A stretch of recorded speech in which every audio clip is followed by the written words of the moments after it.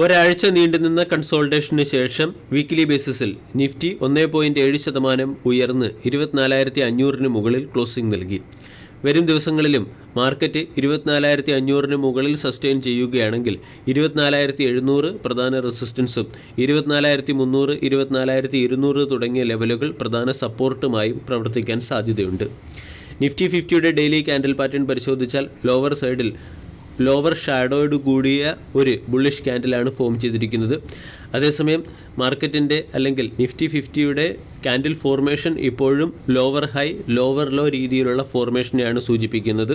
അതുകൊണ്ട് 24,500 മുകളിൽ മാർക്കറ്റ് വരും ദിവസങ്ങളിൽ സസ്റ്റെയിൻ ചെയ്യേണ്ടതും അത്യാവശ്യമാണ്. ഇന്ത്യ വിക്സ് 15.44% നിന്നും 6.69% ഇടിഞ്ഞ് 14.4 എത്തിയിട്ടുണ്ട്. ഇന്ത്യ വിക്സ് 15 താഴെ എത്തുന്നത് മാർക്കറ്റിൽ പ്രത്യേകിച്ചും ബയേഴ്സിനെ സംബന്ധിക്കുന്ന ഒരു പോസിറ്റീവ് ന്യൂസാണ്. കഴിഞ്ഞ ദിവസം US മാർക്കറ്റും പോസിറ്റീവ് ക്ലോസിംഗ് നൽകി. നാസ്ഡാക്ക് 0.21, S&P 0.20, ഡോ ജോൺസ് 0.02% ഉയർന്നു. ഇന്നത്തെ ട്രേഡിംഗ് സെഷനിൽ സ്റ്റോക്ക് സ്പെസിഫിക് ആക്ഷൻ പ്രതീക്ഷിക്കേണ്ട ചില പ്രധാനപ്പെട്ട സ്റ്റോക്കുകളിലേക്ക് കടക്കാം. ഒന്നാമത്തെ സ്റ്റോക്ക് GMR എയർപോർട്ട് ഇൻഫ്രാസ്ട്രക്ചർ എന്ന സ്റ്റോക്കാണ്. ഇന്ത്യയിലെ എല്ലാ എയർപോർട്ടിലുമുള്ള പാസഞ്ചർ ട്രാഫിക് വർദ്ധിച്ചതായിട്ട് കഴിഞ്ഞ ദിവസം പുറത്തുവന്ന റിപ്പോർട്ടിൽ പറയുന്നു.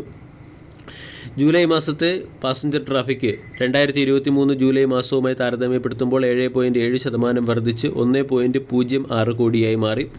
Domestic passenger traffic 7.1%, international passenger traffic 9.1% വർദ്ധിച്ചിട്ടുണ്ട്.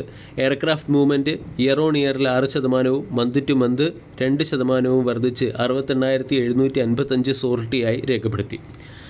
അതേസമയം പാസഞ്ചർ ട്രാഫിക് ഉയർന്നത് ഏവിയേഷൻ കമ്പനികളെ സംബന്ധിക്കുന്ന പോസിറ്റീവ് അപ്ഡേറ്റ് തന്നെയാണ്. ഇൻഡിഗോ എന്ന സ്റ്റോക്കിൽ ചിലപ്പോൾ പോസിറ്റീവ് മൂവ്മെൻറ്റ് പ്രതീക്ഷിക്കാവുന്നതുമാണ്. സ്പൈസ് ജെറ്റിനെ സംബന്ധിക്കുന്ന ഒരു നെഗറ്റീവ് അപ്ഡേറ്റ്. ഡൽഹി ഹൈക്കോർട്ട് സ്പൈസ് ജെറ്റിൻ്റെ 4 എഞ്ചിനുകൾ ഡൗൺ ചെയ്യാൻ ആവശ്യപ്പെട്ടതിൻ്റെ പശ്ചാത്തലത്തിൽ സ്പൈസ് ജെറ്റ് എന്ന സ്റ്റോക്കിൽ ചിലപ്പോൾ നെഗറ്റീവ് ആക്ഷൻ വരാനും സാധ്യതയുണ്ട്. രണ്ടാമത്തെ അപ്ഡേറ്റ് സംവർധന മദർസൺ ഇൻ്റർനാഷണൽ എന്ന ഓട്ടോ ആൻസിലറി കമ്പോണൻ്റ് മാനുഫാക്ചറിംഗ് കമ്പനിയുമായി ബന്ധപ്പെട്ടതാണ്. സംവർധന മദർസൺ ഇൻ്റർനാഷണൽ എന്ന കമ്പനി മദർസൺ ഓട്ടോ സൊല്യൂഷൻസ് എന്ന കമ്പനിയുടെ 34%-ഓളം സ്റ്റേക്കുകൾ സോജിറ്റ്സ് കോർപ്പറേഷനിൽ നിന്നും അക്വയർ ചെയ്ത് മദർസൺ ഓട്ടോ സൊല്യൂഷൻസിനെ സംവർധന മദർസൺ ഇൻ്റർനാഷണൽ എന്ന കമ്പനിയുടെ ഫുള്ളി ഓൺഡ് സബ്സിഡിയറിയാക്കി മാറ്റിക്കഴിഞ്ഞു. സംവർധന മദർസൺ ഇന്നവേറ്റീവ് സൊല്യൂഷൻ എന്ന കമ്പനി വഴിയാണ് മദർസൺ ഓട്ടോ സൊല്യൂഷൻസിൻ്റെ 34%-ഓളം സ്റ്റേക്കുകൾ കമ്പനി അക്വയർ ചെയ്തത്.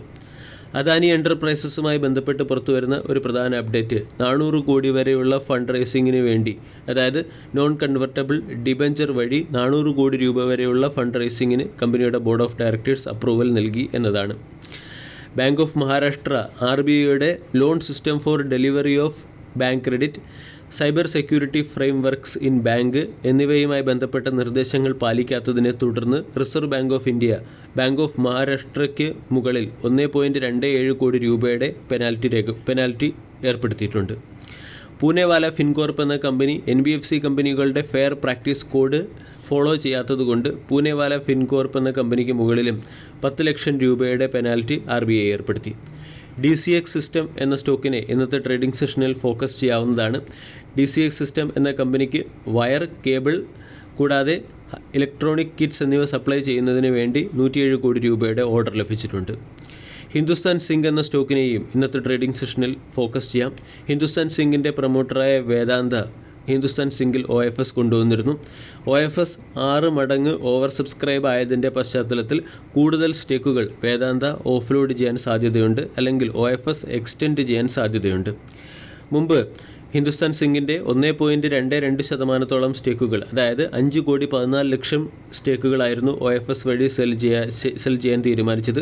ഇപ്പോൾ OFS എക്സ്റ്റെൻഡ് ചെയ്യാൻ തീരുമാനിച്ചതിൻ്റെ പശ്ചാത്തലത്തിൽ 6,36,00,000 സ്റ്റേക്കുകൾ, അതായത് 1.51%-ഓളം സ്റ്റേക്കുകൾ ഓഫ്ലോഡ് ചെയ്തേക്കാം. ഇതിൻ്റെ പശ്ചാത്തലത്തിൽ ഹിന്ദുസ്ഥാൻ സിങ്ക് എന്ന സ്റ്റോക്ക് ഇന്നത്തെ ദിവസവും നെഗറ്റീവ് സൈഡിൽ തുടരാൻ സാധ്യതയുണ്ട്. ടെക്നോ ഇലക്ട്രിക് ആൻഡ് എഞ്ചിനീയറിംഗ് എന്ന കമ്പനി ISTS, അതായത് ഇൻ്റർസ്റ്റേറ്റ് ട്രാൻസ്മിഷൻ സിസ്റ്റം ഡെവലപ്പ് ചെയ്യുന്നതിന് വേണ്ടി ഇൻഗ്രിഡ് എന്ന കമ്പനിയുമായി ചേർന്ന് പാർട്ണർഷിപ്പിൽ ഒപ്പുവെച്ചിട്ടുണ്ട്.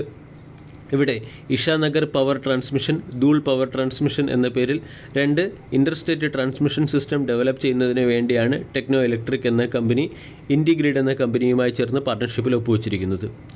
എസ്കോട്ട് ക്യൂബട്ടോ എന്ന സ്റ്റോക്കിനെയും ഇന്നത്തെ ട്രേഡിംഗ് സെഷനിൽ ശ്രദ്ധിക്കാവുന്നതാണ്. മാനുഫാക്ചറിംഗ് പ്ലാന്റ് എക്സ്പാൻഡ് ചെയ്യുന്നതിനും അതുപോലെ തന്നെ ഗ്രീൻഫീൽഡ് ഇൻഡസ്ട്രിയൽ ഫെസിലിറ്റി സെറ്റപ്പ് ചെയ്യുന്നതിനും വേണ്ടി ഉത്തർപ്രദേശിൽ കമ്പനി ലാൻഡ് അക്വയർ ചെയ്തേക്കാം. ഈ ലാൻഡ് അക്വിസിഷൻ 4500 കോടി രൂപയുടെ ലാൻഡ് അക്വിസിഷനിലും അതുപോലെ തന്നെ ഇൻവെസ്റ്റ്മെൻറ്റും വഴി 10,000 കോടി രൂപയുടെ റവന്യൂ ജനറേറ്റ് ചെയ്യുന്ന രീതിയിലുള്ള ഒരു ഇൻഡസ്ട്രിയൽ സെറ്റപ്പാണ് കമ്പനി നടത്താൻ ഉദ്ദേശിക്കുന്നത്. ഇതിൻ്റെ പശ്ചാത്തലത്തിൽ എസ്കോട്ട് ക്യൂബട്ടോ എന്ന സ്റ്റോക്കിനെയും ഇന്നത്തെ ട്രേഡിംഗ് സെഷനിൽ ഫോക്കസ് ചെയ്യാം. വീഡിയോ എല്ലാവർക്കും ഇഷ്ടമായി എന്ന് വിശ്വസിക്കുന്നു. താങ്ക്